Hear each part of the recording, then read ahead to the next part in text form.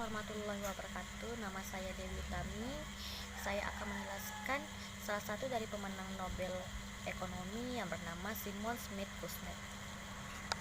Nah, sedikit kita menyinggung tentang Kuhnert ini, yang dimana dilahirkan pada tanggal 30 April tahun 1901, tepatnya di Rusia, di kota Belarus.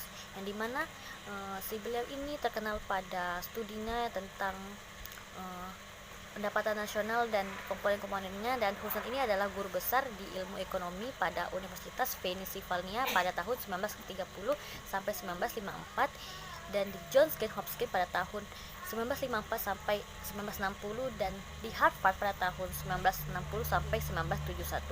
Dan ia pula adalah seorang presiden di American Economic Association pada tahun 1945. Nah, ada beberapa karya dari Simon Schmidt-Kuhnert itu. Yang pertama, Kuhnert membantu United States Department of Commerce untuk menstandarisasi pengukuran produk nasional bruto pada tahun 1940-an.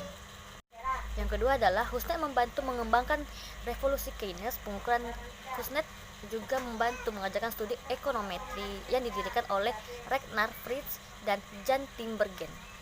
Yang ketiga adalah Kuhnert ini menemukan bahwa pertumbuhan ekonomi menambah disparitas pendapatan antara orang kaya dan orang miskin. Nah, ada karakteristik pertumbuhan ekonomi modern menurut Kuhnert. Yang pertama adalah tingkat pertumbuhan output per kapita dan pertumbuhan penduduk yang tinggi. Yang kedua, tingkat kenaikan total produktivitas faktor yang tinggi. Yang ketiga, tingkat transformasi struktural ekonomi yang tinggi. Yang keempat, tingkat transformasi sosial dan ideologi yang tinggi. Yang kelima, adanya kecenderungan negara-negara yang sudah maju perekonomiannya untuk berusaha menambah bagian-bagian dunianya sebagai daerah pemasaran dan sumber bahan baku yang baru. Yang keenam, terbatasnya penyebaran pertumbuhan ekonomi yang hanya mencapai sekitar sepertiga bagian penduduk dunia.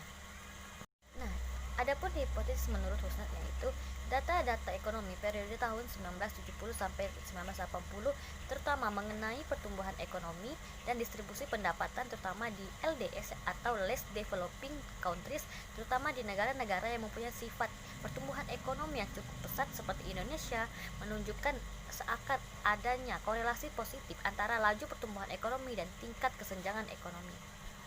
Berdasarkan fakta tersebut, munculnya pertanyaan mengapa menjadi trade-off antara pertumbuhan dan kesenjangan ekonomi dan untuk berapa lama.